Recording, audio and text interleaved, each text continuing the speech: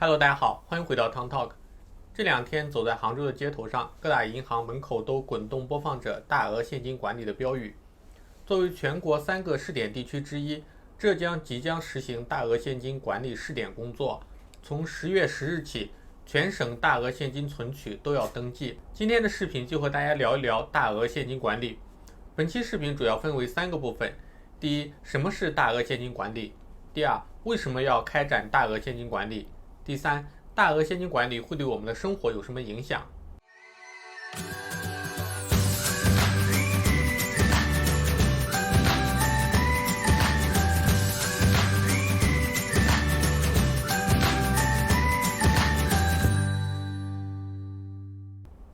首先，我们一起来了解一下什么是大额现金管理。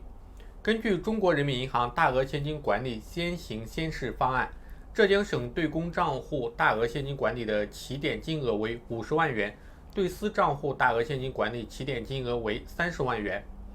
实行大额现金管理后，以后该怎么办理存取款呢？中国人民银行杭州中心支行相关负责人表示，试点开始后，单位和个人原则上需要提前至少1天通过各银行机构公布的预约方式和渠道进行预约方可办理。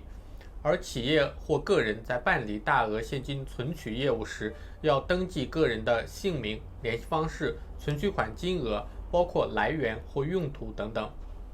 那么为什么要实行大额现金管理呢？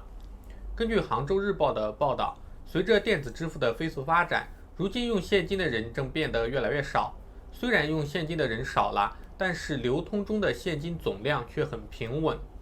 大额现金交易量持续增长，大额现金支取成为流通现金的重要投放渠道。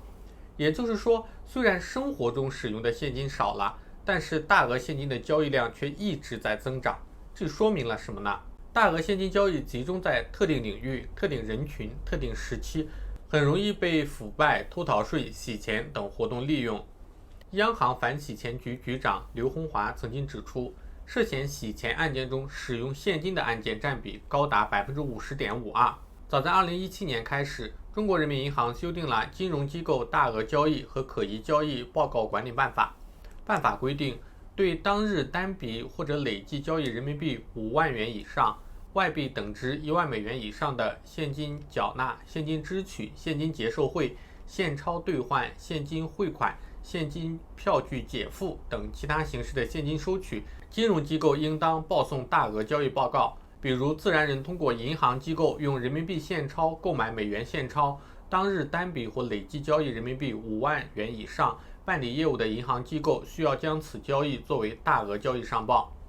此前的规定只是金融机构将大额交易上报，大额现金管理是在银行机构上报的同时，个人也需要申报，登记自己的姓名、联系方式、存取款的来源和用途。这2次现金管理收紧，官方的说法都是为了防止违法犯罪，最重要的是打击反洗钱犯罪。那么什么是洗钱呢？洗钱的概念最早出现在20世纪20年代，美国芝加哥黑帮头目阿尔卡彭为了逃避美国大额现金管理制度，购买了投币式洗衣机，并开了一家洗衣店。在计算每日洗衣收入时，把非法的赃款也加入其中，再向税务部门申报，这样黑帮分子就能把所得的非法财产变成已经交纳过税款的合法收入。这个做法来自洗衣店，由此诞生出洗钱这个词，主要代指掩饰、隐瞒犯罪所得和收益来源的各类行为。一般反洗钱都会通过2个方面来进行，一方面是机构，目前中国主要是通过监管金融机构，另一个方面是个人，这是此次实施大额现金管理的目的。首先在机构方面，1989年在法国巴黎召开的7国集团峰会设立反洗钱金融行动特别工作组 FATF， 这就是为了要协调各国打击洗钱犯罪。中国的洗钱犯罪相关法律开始于1990年，当时的洗钱只是在关于禁毒的决定中提到了一点。截至2006年，刑法经过几次修改，将洗钱罪的逐步扩大至毒品犯罪、黑社会性质的组织犯罪、走私、恐怖活动、贪污受贿、破坏金融管理秩序、金融诈骗等7种。2007年，中国加入了 FATF， 也是这一年中国第一部关于反洗钱的法律《反洗钱法》正式出台。但是随着洗钱手段的不断发展，10多年前的反洗钱法已经不能够适应目前反洗钱的要求。根据财新网的数据显示，2018年全国法院审结洗钱案件4825件，生效判决11428人，但是以洗钱罪结案的仅有47件，生效判决52人。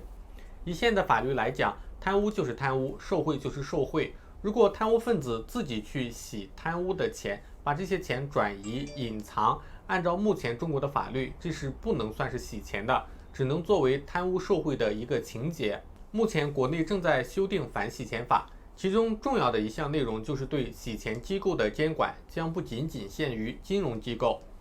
最简单的洗钱是通过金融机构进行，主要是保险公司、证券公司、银行和支付机构。其中支付机构是重中之重，信用卡套现、虚假交易，这些都是支付机构最容易发生的洗钱行为。只监控金融机构无法完全杜绝洗钱行为，反侦查意识比较强的人会选择贵金属交易、会计师事务所、房地产、公司服务商等非金融机构进行洗钱，比如利用互联网借贷来进行洗钱。还有之前的海南自贸区为公司开设提供了很多的税收优惠政策，有很多企业会到海南成立新公司，但其中也有很多是用于洗钱的空壳公司。另外一点就是加强对个人反洗钱的监控。现行的反洗钱法规定，金融机构有客户身份识别的义务，应当了解客户和他们交易的目的和性质，但是并没有规定个人反洗钱的业务。因此呢，经常会出现客户拒绝接受反洗钱禁止调查，提供虚假个人信息，金融机构又没有相关的法律为依据，无法进一步要求个人配合。大额现金管理就是第一步。修订中的反洗钱法有可能会要求个人配合反洗钱进行尽职调查，如实披露信息，会要求个人在办理业务时，不仅要了解客户身份的基本情况，还要了解资金来源、资金去向、交易背景和目的。对于个人出租、出借、买卖个人账户也会严厉打击。那么大额现金管理对我们的生活有什么影响呢？首先，大额现金管理并不会影响我们的日常生活，因为我们平时的消费更多是电子支付，如果遇到大额转账，直接在网银操作即可，无需现金交易，也不在大额现金管理的范围之内。